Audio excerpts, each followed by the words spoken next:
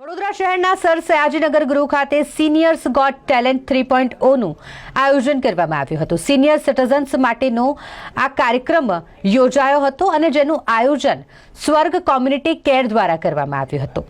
સતત ત્રીજા વર્ષે સ્વર્ગ કોમ્યુનિટી કેર દ્વારા સિનિયર્સ ગોટ ટેલેન્ટ 2024નું આયોજન કરવામાં આવ્યું છે। 2 વર્ષ તેમને જે સફળતા સાંપડી છે, જે અવિશ્વસનીય પ્રતિસાદ લોકોનો મળ્યો છે, તેના જ અનુસંધાને તેઓ દ્વારા સતત ત્રીજા વર્ષે આ કાર્યક્રમનું આયોજન કરવામાં આવ્યું, જેમાં મોટી સંખ્યામાં સિનિયર સિટીઝનો વડોદરા શહેરના જોડાય છે। શહેરના અલગ અલગ વિસ્તારોમાંથી સિનિયર સિટીઝનો દ્વારા આ સિનિયર્સ ગોટ ટેલેન્ટ 3.0માં ભાગ લેવામાં આવ્યો હતો। લગભગ 1100 જેટલા સિનિયર સિટીઝન્સ આ કાર્યક્રમમાં હાજર રહ્યા હતા। ખાસ કરીને જે સિનિયર સિટીઝનમાં રહેલી પ્રતિભા છે, તેઓમાં જે ટેલેન્ટ રહેલું છે તે બહાર લાવી શકાય, તેઓને એક પ્લેટફોર્મ પૂરું પાડી શકાય તે માટે સ્વર્ગ કોમ્યુનિટી કેર દ્વારા આ કાર્યક્રમનું આયોજન કરવામાં આવ્યું હતું, જેમાં તમામ જે સિનિયર સિટીઝન્સ છે તેઓ દ્વારા અલગ અલગ કળા તેઓમાં જે રહેલી છે તે અહીં દર્શાવવામાં આવી હતી। આજે સિનિયર્સ ગોટ ટેલેન્ટ 2024 જે આજે ત્રીજું વર્ષ છે અમારું, કે જે દર વર્ષે અમે લોકો સિનિયર્સ ગોટ ટેલેન્ટ નામનો પ્રોગ્રામ જે સ્વર્ગ કમ્યુનિટી કેર દ્વારા અહીંયા આગળ જે ઘણા વ્યક્તિઓ છે, જે વડીલો છે આપણા શહેરના, એ વડીલોને અહીંયા આગળ 1100 જેટલા વડીલો અહીંયા આગળ આજે ઉપસ્થિત છે।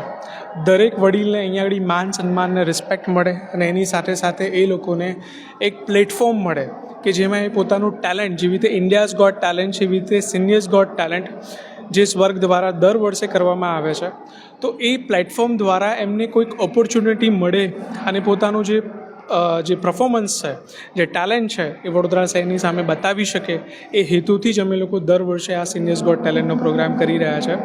અને એમાં અલગ અલગ કેટેગરીઝના પરફોર્મન્સ હોય છે, જેમ કે સિંગિંગ છે, કોઈ ડાન્સિંગ કરે છે, કોઈ મ્યુઝિકલ ઇન્સ્ટ્રુમેન્ટ્સ વગાડે છે, કાં તો કોઈ મિમિક્રી કરે છે, કોઈ ગ્રુપ ડાન્સમાં છે, કાં તો ઘણા એવા પણ છે કે જે યોગા દ્વારા પોતાનું પરફોર્મન્સ, પોતાનું ટેલેન્ટ બતાવે છે। તો અમે વડોદરા શહેરના જેટલા પણ વડીલો છે એ લોકોના ખૂબ ખૂબ આભારી છે કે આટલી બધી સંખ્યામાં એ લોકો અહીંયા આગળ ઉપસ્થિત થાય છે। અને સૌથી ઇમ્પોર્ટન્ટ વસ્તુ કે સ્વર્ગ દ્વારા એ લોકોને લાવવા લઈ જવાની પણ સુવિધા, અને એની સાથે સાથે બધા પ્રોગ્રામ પત્યા પછી એ લોકો જે પણ વિનર્સ હોય છે એ લોકોને 5 ટાઈપની કેટેગરીઝના વિનર તરીકે અમે લોકો કેટેગરાઇઝ કરતા હોય છે, જેમ કે બ્રોન્ઝ મેડલ છે, સિલ્વર મેડલ છે, ગોલ્ડ છે, પ્લેટિનિયમ છે, ને લાસ્ટવાળા ડાયમંડ। અને અપાર્ટ ઓફ દેટ આની સાથે સાથે અમે લોકો એ લોકોને જ્યારે પ્રોગ્રામ પતે છે ત્યારે સારું એવું ડિનર પણ પ્રોવાઈડ કરતા હોય છે। તો ખૂબ ખૂબ આભાર છે વડોદરા શહેરને। હું અમિત લિંબાચિયા, સ્વર્ગ કમ્યુનિટી કેર સંસ્થાનો સંચાલક અને સ્થાપક।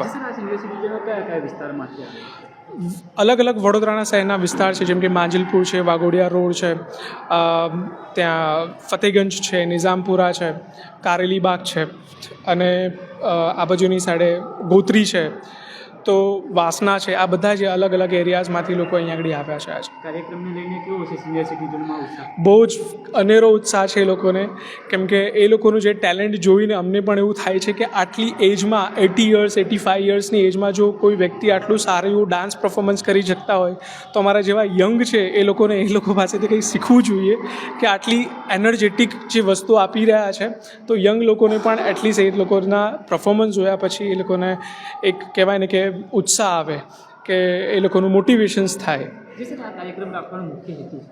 મુખ્ય હેતુ એ જ છે કે દરેક સિનિયર સિટીઝન્સને માન સન્માન, રિસ્પેક્ટ અને એની સાથે સાથે એક પોતાનું જે ટેલેન્ટ છે એ વડોદરા શહેરની સામે બતાવી શકે એમ છે।